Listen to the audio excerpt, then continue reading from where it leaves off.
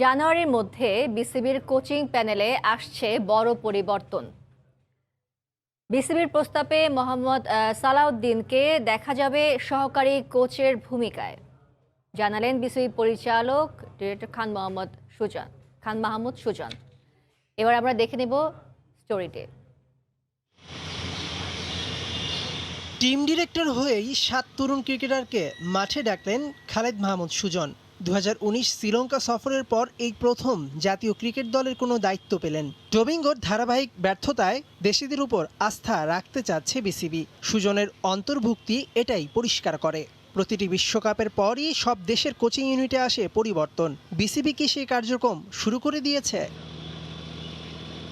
বিপিএলে বিদেশি কোচদের ভিড়ে মোহাম্মদ সালাউদ্দিন বেশ কবার দলকে চ্যাম্পিয়ন করেছেন। দেশের অন্যতম সেরা এই কোচকে দীর্ঘমেয়াদে পেতে যাচ্ছে বিসিবি। দিয়েছে জাতীয় দলের সহকারী কোচের প্রস্তাবও। পাওয়ার হিটিং কোচ খুঁজছে বিসিবি। পারভেজ হাসান ইমনকে নাকি এদিন পাওয়ার শট খেলারও পরামর্শ দিয়েছেন। তাই 2-4 মিলে গেলে চলতি সপ্তাহেই এই অভিজ্ঞ কোচকে দেখা যাবে নতুন ভূমিকায়। পরিবর্তন হবে, ম্যাসিভ একটা চেঞ্জেস আসতেও পারে। সেটা কোন ফরম্যাটে আসবে বা কি হবে সেটা তো বলতে পারবো না, বাট হইতে পারে, এরকম হতেও পারে। আমরা চেষ্টা করতেছি, যদিও এটা সালাউদ্দিনের ব্যাপার যে আসবে কি নাই। আমরা চাই ওকে বাংলাদেশ সেটআপের সাথে নিতে, আর কি সোজা কথা হলো। টি-20 বিশ্বকাপে ব্যাটিং কোচ অ্যাশওয়েল প্রিন্স পুরোপুরি ব্যর্থ। তাকে বাদ দেওয়ার জোর গুঞ্জন রয়েছে। ছুটি কাটিয়ে দেশে ফিরলেই এই দক্ষিণ আফ্রিকানের সঙ্গে আলোচনায় বসবে বিসিবি। ব্যাটিং কোচের ব্যাপারটা আমরা যেহেতু অ্যাশওয়েল কাজ করছে এখন, মানে ওর প্রতি কি আমরা স্যাটিসফাইড? এটা যেহেতু টিম এখনো আসেনি, মানে কোর ম্যানেজমেন্ট, তাদের সাথে আমাদের একটা বসতে তো হবেই, তাদেরও কথা শুনতে হবে। আমাদের সাকসেস না হওয়ার কারণটা কি? আমরা যখন এরকম আশা ছিল দল ভালো করবে, যেখানে বোঝা ভালো করবে, সেটা আমরা পারি নাই কেন, সেটা তাদেরও শুনতে হবে। স্পিন কোচ রঙ্গনা হেরাত ও পেস বোলিং কোচ ওটিস গিবসনকে এখনই দাঁড়াতে হচ্ছে না কাঠগড়ায়। তবে বিশ্বকাপে ক্যাচ মিসের ছড়াছড়িতে আছি কাচের নিচে ফিল্ডিং কোচ রায়ান কুকের পারফরম্যান্স। দুপুরে বিসিবি কর্তাদের সঙ্গে নির্বাচকরা মিটিংয়ে বসেছেন। গণমাধ্যমকেও বিসিবি পরিচালক সুজন জানুয়ারির মধ্যে বড় পরিবর্তনের আভাস দিলেন। তবে কি নতুন কোচদের হাত ধরেই ঘুরাতে চাচ্ছে বাংলাদেশের ক্রিকেটের ভাগ্যের চাকা? মেহেদী নাইম, সময় সংবাদ, ঢাকা। টিম ডিরেক্টর হবার একদিন পরে 7 ক্রিকেটারকে নিয়ে মাঠে অনুশীলন করেছেন সুজন। 7 ক্রিকেটার হলেন শান্ত, সাইফ, ইমন, রবি, তৌহিদ, হৃদয়, ইয়াসির ও তানভীর। এখান থেকে বেশ কজন খেলতে পারে আসন্ন পাকিস্তান সিরিজেই। এর মধ্য দিয়েই জাতীয় দলে নবীনদের সুযোগ দেওয়ার প্রক্রিয়া শুরু করল বিসিবি। এভাবে নয়, এভাবে খেলো। ইনডোরেও বারবার বল মিস করা শান্তকে ব্যাটিং নিয়ে পরামর্শ দিচ্ছেন খালেদ মাহমুদ সুজন। জাতীয় দলের টিম ডিরেক্টর হবার একদিন পরেই শান্ত, সাইফ, ইমন, রাব্বি, তৌহিদ, হৃদয়, ইয়াসির ও তানভীর এই 7 ক্রিকেটারকে নিয়ে মাঠে নেমে গেলেন। নতুন মিশন, নতুন দল। সৌম্য, লিটনদের বিকল্প ক্রিকেটার বানানোর কাজ কি শুরু করে দিয়েছে বিসিবি? ইনডোরে 1 ঘন্টা অনুশীলন শেষে একাডেমি মাঠে ঘাম ঝরান ক্রিকেটাররা। আসন্ন পাকিস্তান সিরিজের আগে হাতে আছে মাত্র দিন 10। নতুনদের নিয়ে দলে বড় ধরনের পরিবর্তনের পথে বিসিবি। ওরা অনেক ইয়াং, হয়তো বা ন্যাশনাল টিমে অবশ্যই ওরা একসময় খেলবে, অথবা এই সিরিজে খেলতে পারে, ইউ নেভার নো। বাট আমার কথা হচ্ছে যে একটা রেডি, একটা মানসিকভাবে তৈরি হওয়ার ব্যাপারটাও কিন্তু খুব জরুরি। এদিন ক্রিকেটারদের অনুশীলনে ছিলেন দেশের অন্যতম সেরা কোচ মোহাম্মদ সালাউদ্দিন। নতুনদের সুযোগ দেওয়ার বিষয়টি নিয়েই হয়তো ক্রিকেট অপারেশনসের দায়িত্বে থাকা শাহরিয়ার নাফিসের সঙ্গে পরামর্শ করলেন। সর্বোচ্চ পর্যায়ের জন্য ক্রিকেটার বাছাইয়ের প্রক্রিয়ায় আরও নিখুঁত হওয়া চাই। হারা জিতা is part of the game, but প্রসেসটা ইজ ভেরি ভেরি ইম্পর্টেন্ট। আমাদের প্রসেসে কোনোখানে প্রবলেম হয়েছে বলে আমরা এরকম একটা না 5টা ম্যাচ হারলাম বা আমরা পারফর্ম করতে পারলাম, জিতা খেলা হেরে গেছি। প্রসেসটাকে ঠিক করাটা আমার মনে হয় যে ভেরি জরুরি। নতুনদের পাশাপাশি মাঠে নামার অপেক্ষায় তামিম ইকবালও। পাকিস্তান সিরিজকে সামনে রেখে টানা দ্বিতীয় দিনের মতো মিরপুরে অনুশীলন করেছেন ওয়ানডে ক্যাপ্টেন। মেহেদী নাইম, সময় সংবাদ, ঢাকা। দল নির্বাচনে প্রভাব মুক্ত থাকতে হবে। বারবার ব্যর্থ হলে পদ আঁকড়ে ধরে রাখাটা অন্যায়। বিশ্বকাপে ভরাডুবির পর কোচিং স্টাফ ও টিম ম্যানেজমেন্টকে সরিয়ে নতুনভাবে পরিকল্পনা করার দাবি জানিয়েছেন বিসিবির সাবেক সাধারণ সম্পাদক তানভীর মাজহার তান্না। এদিকে ক্রিকেটারদের সঙ্গে সুসম্পর্ক ফেরাতে বোর্ড সভাপতিকে এগিয়ে আসার আহ্বান জানিয়েছেন বিসিবির সাবেক পরিচালক জামিল আহমেদ চৌধুরী। তারেক হাসান শিমুলের রিপোর্ট। কি করলো তারা? হাউ ক্যান 3 বছর how they could not set up a team? They have not been able to set up a team. This team যেটা গেছে is not worthy of playing 2020। পুরোনো প্লেয়ার যারা আছে they not rich enough, they not rich enough, they need the money. Selector হলাম আমি, 1.5 লাখ 2 লাখ টাকা মাসে পেলাম, এই মাইনেটা যেটা পাচ্ছি that is big for them to take decisions, proper decisions. এই সিলেকশন কমিটি, এখানে যে টিম, এই কমিটির ভিতরে যে প্লেয়ার আছে, none of them has that quality. এটা কোয়ালিটি থাকতে হবে যে না ভাই এটা ভুল হচ্ছে, আমি এগেনস্ট এটা বলার সাহস থাকতে হবে, না তো রিজাইন করার সাহস থাকতে হবে। ওই প্লেয়ারগুলো যারা আছে পাশে, দে আর অল ইন্টারেস্ট, তাদের ওখানে থাকাটা is more important than doing their job. That is the basic problem. উদ্যোগী হতে হবে বিসিবিকেই। যদি খেলোয়াড় এবং ম্যানেজমেন্ট যদি তাদের মধ্যে দূরত্ব থাকে তাহলে কিন্তু এইটা আলটিমেটলি পারফরমেন্সের উপর প্রভাব ফেলবে। কারণ বিসিবি কিন্তু খেলোয়াড়দের বাবা মা, তারা অভিভাবক, তাদের সাথে যদি খেলোয়াড়দের দূরত্ব তৈরি হয় তাহলে সেখানেও কিন্তু একটা গুমট পরিবেশ বিরাজ করবে। সুতরাং এই জায়গাটা থেকে বেরোয় আসতে হবে এবং এটার দায়িত্বটা কিন্তু বিসিবি ম্যানেজমেন্টের। তারা অতীতে যা ভুল করেছে সেগুলোকে শুধরানো কোনো ব্যাপার না। আসলে আমাদের ম্যানেজমেন্টের সঙ্গে আমাদের ক্রিকেটারদের যে একটা চমৎকার সম্পর্ক ছিল সেই সম্পর্কটা ফিরিয়ে আনতে হবে। দেশের ক্রিকেট ইতিহাসের লজ্জার এই বিশ্বকাপের পর দাবি উঠেছে গোটা কাঠামো পরিবর্তনের। এই মুহূর্তে বোর্ড কর্তারা সঠিক সিদ্ধান্ত না নিলে তৃতীয় শ্রেণীর খেলায় পরিণত হবে ক্রিকেট, আশঙ্কা বিশ্লেষকদের। অনেক ক্রিকেটার দরকার। তারেক হোসেন শিমুল, সময় সংবাদ, ঢাকা। এবারে টি-20 বিশ্বকাপে কমপক্ষে 4.5 কোটি টাকা ক্ষতি হয়েছে বাংলাদেশ ক্রিকেট বোর্ডের। আসর থেকে বাংলাদেশের 5,70,00,000 টাকা আয় করার সুযোগ থাকলেও মাহমুদুল্লাহরা আয় করেছেন মাত্র 1,33,00,000 টাকা। সুপার 12-এ খেলা দলগুলোর মধ্যে আয়ের দিক থেকে সবার নিচে বাংলাদেশ। এমনকি নামিবিয়া ও স্কটল্যান্ডও বেশি আয় করেছে বাংলাদেশের চেয়ে।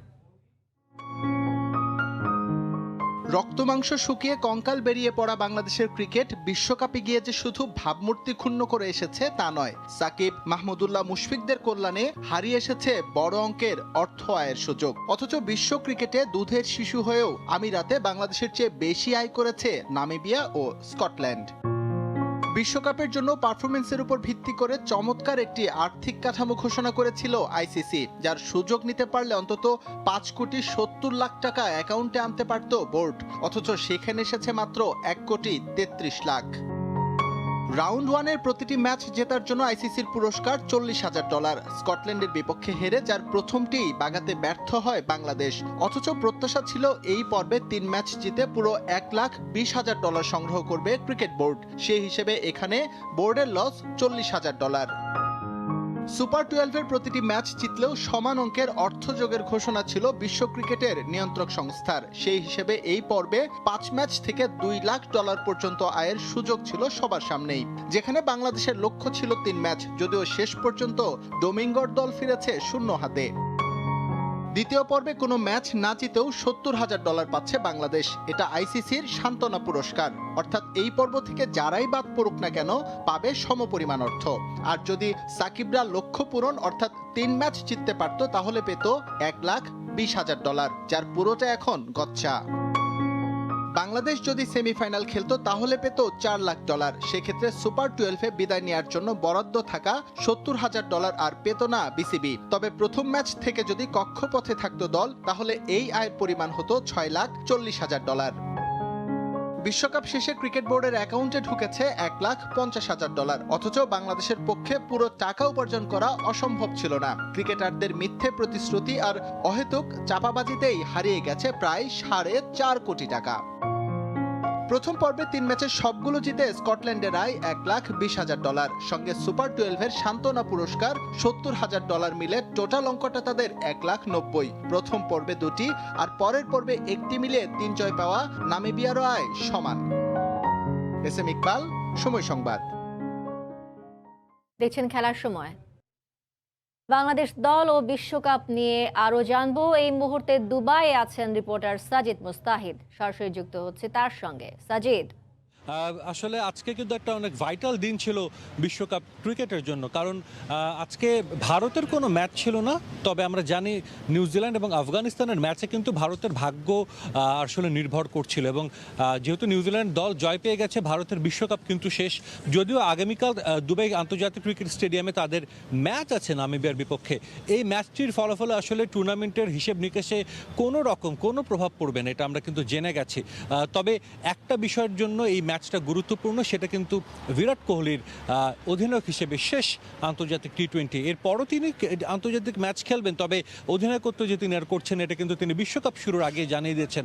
আমরা আশেপাশে কিছু ভারত এবং পাকিস্তানের ভক্তদের সাথে কথা বলেছিলাম। ভারতের ভক্তরা আসলে তেমন কেউ কথাই বলতে চাচ্ছেন না, তাদের দলের এমন এভাবে বিদায় তারা আসলে এটা কোনোভাবেই মেনে নিতে পারছেন না। পাকিস্তানের সমর্থকরা অন্যদিক দিয়ে তারা আসলে দারুণ উচ্ছ্বসিত। তাদের দল একমাত্র আসলে এবারের আসলে একমাত্র দল যারা 5 ম্যাচের 5টিতেই জয় পেয়েছে এবং বেশ দাপটের সঙ্গে কিন্তু জায়গা করে নিয়েছে সেমিফাইনালে। তো সেমিফাইনাল লাইন আপটাও কিন্তু এর মধ্যে দিয়ে চূড়ান্ত হয়ে গেছে। আমরা জানি পাকিস্তান গ্রুপের শীর্ষ দল তারা কিন্তু খেলবে অস্ট্রেলিয়ার বিপক্ষে এবং আরেক গ্রুপের শীর্ষ দল ইংল্যান্ড খেলবে নিউজিল্যান্ডের বিপক্ষে। নিউজিল্যান্ড ইংল্যান্ড কিন্তু গত ওয়ার্ল্ড কাপে 2019 ক্রিকেট ওয়ার্ল্ড কাপের সেই অবিস্মরণীয় ফাইনাল ম্যাচে খেলেছিল, যে ম্যাচে আসলে কোনোভাবেই তারা কোনো রানের কোনো ব্যবধানে জয় পায়নি, বরং কেউ কয়েকটা বাউন্ডারি মেরেছিল, সেই হিসেবে কিন্তু জয় পেয়েছিল ইংল্যান্ড ক্রিকেট দল। এটা আসলে ক্রিকেট ইতিহাসের অন্যতম সেরা একটি ম্যাচ হিসেবে তকমা পেয়েছে। এবারও ডেফিনেটলি দু দল যেভাবে খেলছে ম্যাচটা অনেক উপভোগ্য হবে সেটাই আসলে প্রত্যাশা করা যায়। আমরা জানি ভারত ক্রিকেট দলের একটা পালাবদল হতে যাচ্ছে বিশ্বকাপের পর, কোচ চেঞ্জ হবে, নির্বাচক চেঞ্জ হবে, একই সঙ্গে অধিনায়ক চেঞ্জ হচ্ছেই। বাংলাদেশের ক্রিকেটও কিন্তু ঠিক এমন একটা ফেজের মধ্যে দিয়ে যাচ্ছে আমরা জানি। যদিও বাংলাদেশ দল এখনও চেঞ্জেসগুলো হয়তো বা আমরা দেখছি না, তবে কিছু অ্যাডিশন কিন্তু আমরা দেখছি। আমরা প্রতিবেদনে দেখছিলাম, এখান থেকেও কিন্তু আমরা খোঁজ খবর রাখছি। বিসিবির 2-1 ডিরেক্টর এখনও অবস্থান করছে সংযুক্ত আরব আমিরাতে, তাদের সঙ্গে আমাদের মাঝে মাঝে কথা হচ্ছে। যদিও বিশ্বকাপে বাংলাদেশ দলের ভরাডুবির পর কিন্তু বিসিবির পরিচালকরা এক প্রকার মুখে কুলুপ এঁটে রেখেছিলেন। তারা ম্যাচ নিয়ে কোনো মন্তব্য করেননি, কোনো রকম দল নিয়ে কোনো মন্তব্য করেননি। আমরা জানি দেশে একটা গোপন বৈঠক হয়েছিল এবং সেই বৈঠকে অনেক সিদ্ধান্ত হয়েছে। মোহাম্মদ সালাউদ্দিন, যিনি আসলে খুব বলা যায় দেশ সেরা কোচ, তিনি কিন্তু অবশেষে বাংলাদেশ দলে যুক্ত হতে যাচ্ছেন আমরা যতটুকু জানি। একই সঙ্গে অধিনায়কত্ব হয়তো একটা পরিবর্তনের আভাস পেয়েছিলাম, তবে সেটা কিন্তু পাকিস্তান সিরিজে অন্তত কোনো পরিবর্তন হবে না, এমনটাই কিন্তু আমরা বিভিন্ন মাধ্যমে জানতে পেরেছি। এখন অবশ্য কোনো কিছু অফিসিয়ালি বোর্ডের পক্ষ থেকে সেভাবে কেউ বলেনি। তবে আরেকটা কিন্তু প্রশ্ন থেকে যাচ্ছে, সেটা বাংলাদেশের কিন্তু এই টুর্নামেন্টের পরই, বিশ্বকাপ শেষ হওয়ার পরই পাকিস্তানের বিপক্ষে একটা দ্বিপাক্ষিক সিরিজ খেলবে। প্রথমে 3 ম্যাচের টি-20 সিরিজ, এরপর 2টি টেস্ট ম্যাচ, এবং পাকিস্তান দল বিশ্বকাপ মিশন শেষ করে সরাসরি কিন্তু চলে যাবে বাংলাদেশে। বাংলাদেশ দলের একটা রিবিল্ডিং প্রসেসের মধ্য দিয়ে যাবে আমরা জানি। আজ 7 ক্রিকেটার কিন্তু খালেদ মাহমুদ সুজনের অধীনে অনুশীলন শুরু করেছেন। পাকিস্তান দল কিন্তু টানা খেলার মধ্যে আছে, তারা ওয়ার্ল্ড চ্যাম্পিয়ন হবে কি না হবে সেটা হয়তো সময় বলে দেবে। তবে ডেফিনেটলি বাংলাদেশকে কিন্তু এই পাকিস্তান দলটা কেমন করছে সেটা কিন্তু সবাই দেখছে। কঠিন চ্যালেঞ্জের মুখোমুখি হতে হবে বাংলাদেশ ক্রিকেট দলকে, সেটা আর বলার অপেক্ষা রাখে না।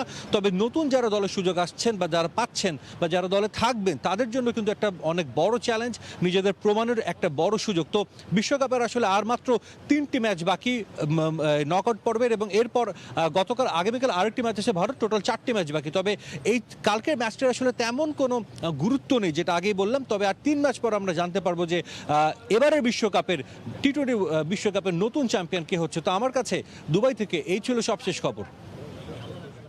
দুবাই থেকে বাংলাদেশ দল ও বিশ্বকাপ নিয়ে সবশেষ খবর জানাচ্ছিলেন সহকর্মী সাজিদ মুস্তাহিদ। দেখছেন খেলার সময়, সঙ্গেই থাকুন। 4 জাতি ফুটবল টুর্নামেন্টের খবর। কলম্বোয় বৈরী আবহাওয়ার কারণে বাংলাদেশ ও সেশেলসের মধ্যকার ম্যাচটি পরিত্যক্ত ঘোষণা করা হয়েছে। এই ম্যাচটি আগামী 9 নভেম্বর অনুষ্ঠিত হবে বলে নিশ্চিত করেছে বাফুফে। এদিকে জয় দিয়ে টুর্নামেন্ট শুরু করতে চায় লাল সবুজ জার্সিধারীরা। All the players are fit for the first game. We're playing an opponent from a different region. Then we're looking forward for the match. It's very important to start with. সবকিছু ঠিক ছিল, সেশেলসের বিপক্ষে লড়াইয়ের জন্য প্রস্তুত ছিল জামাল ভূঁইয়ারা, কিন্তু বাধা হয়ে দাঁড়ালো কলম্বোর বৈরী আবহাওয়া। স্থানীয় সময় রোববার সন্ধ্যার পর থেকে মুষলধারে বৃষ্টি থাকায় বাংলাদেশ ও সেশেলসের ম্যাচটি পরিত্যক্ত করতে বাধ্য হয় টুর্নামেন্ট কর্তৃপক্ষ। যদিও ম্যাচটি আগামী 9 নভেম্বর অনুষ্ঠিত হবে বলে নিশ্চিত করেছে বাংলাদেশ ফুটবল ফেডারেশন। এদিকে এই ম্যাচ দিয়ে জাতীয় দলের কোচ হিসেবে অভিষেক হচ্ছে মারিও লেমোসের। প্রথম অ্যাসাইনমেন্ট, তাই তো ম্যাচের আগে ফুটবলারদের নিয়ে অনুশীলনে বেশ সিরিয়াস ছিলেন এই পর্তুগিজ কোচ, যেখানে প্রতিটি বিভাগে আলাদা করে ঘাম ঝরায় সাদ, সুমন, সোহেল, আশরাফুলরা। কাগজে কলমে কিংবা শক্তিমত্তার বিচারে সেশেলসের চেয়ে এগিয়ে বাংলাদেশ। র্যাঙ্কিংয়ে লাল সবুজ জার্সিধারীরা 187তম স্থানে থাকলেও ভারত মহাসাগরে অবস্থিত দ্বীপ দেশটির অবস্থান 199তম।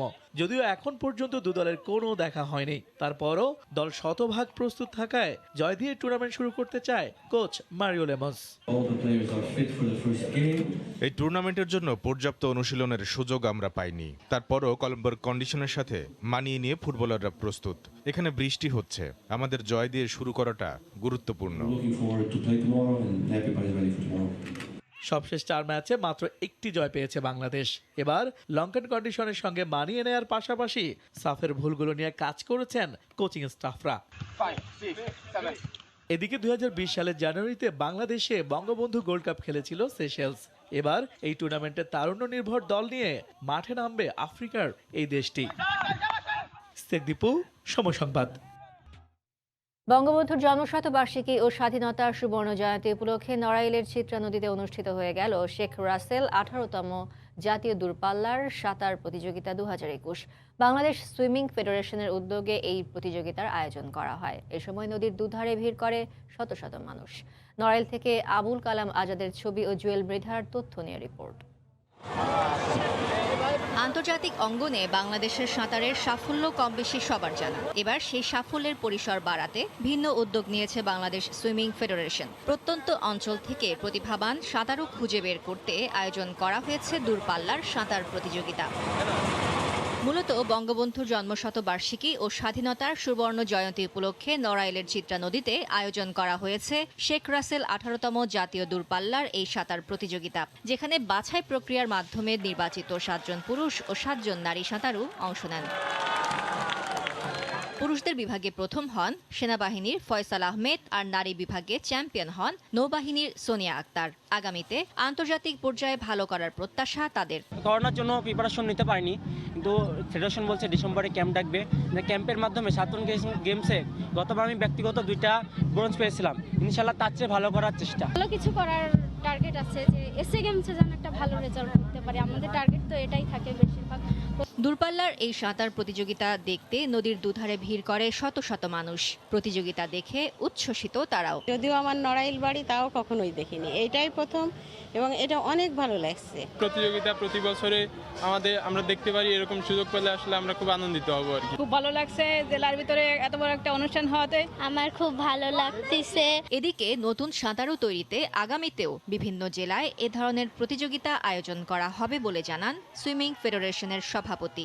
ভালো ভালো সুইমার আমরা পেয়েছি, তাদেরকে ট্রেন করাচ্ছি এবং ভবিষ্যতে এই যে লং ডিস্টেন্স সুইমিং যেটা, এটা আমরা প্ল্যান করছি যে বিভিন্ন জেলাতে আমরা এটা করব। 27 অক্টোবর রাজধানীর সৈয়দ নজরুল ইসলাম জাতীয় সুইমিং কমপ্লেক্সে উন্মুক্ত বাছাইয়ের মাধ্যমে শুরু হয় এই প্রতিযোগিতা।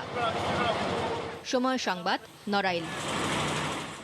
স্বাধীনতার সুবর্ণ জয়ন্তী উপলক্ষে চট্টগ্রামে শুরু হয়েছে TCJA media cup football tournament. রোববার সকালে MA আজিজ স্টেডিয়ামে টুর্নামেন্টের উদ্বোধন করেন চট্টগ্রাম জেলা ক্রীড়া সংস্থার সাধারণ সম্পাদক আজম মোনাসির। উদ্বোধনের পর প্রথম খেলায় অংশগ্রহণ করে চ্যানেল আই ও বৈশাখী টেলিভিশন। চ্যানেল আইকে 1-0 গোলে হারিয়েছে Baishakhi TV. Man of the match হয়েছেন বৈশাখী টেলিভিশনের খেলোয়াড় বিপ্লব পার্থ। এদিকে চ্যানেল 24 ও মাছরাঙা টেলিভিশনের মধ্যকার ম্যাচটি গোলশূন্য ড্র হয়েছে। দুটি ম্যাচ শেষে পুরস্কার বিতরণ করেন প্রেস ক্লাবের সাধারণ সম্পাদক চৌধুরী ফরিদ।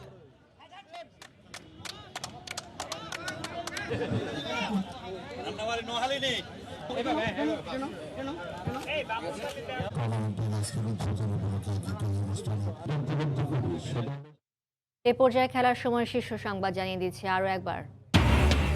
জানুয়ারির মধ্যে বিসিবির কোচিং প্যানেলে আসছে পরিবর্তন। সালাউদ্দিনকে সহকারী কোচ করতে চায় বিসিবি। হুমকিতে ফিল্ডিং কোচ রায়ান কুকের চাকরি। পরিবর্তন হবে, ম্যাসিভ একটা চেঞ্জেস আসতেও পারে। সেটা কোন ফরম্যাটে আসবে বা কি হবে সেটা তো বলতে পারবো না, বাট হইতে পারে, এরকম হতেও পারে। 7 ক্রিকেটার নিয়ে অনুশীলনের নতুন team director Sujan. Power hitting নিয়ে কাজ শুরু। পাকিস্তান সিরিজে দেখা যেতে পারে নতুন মুখ।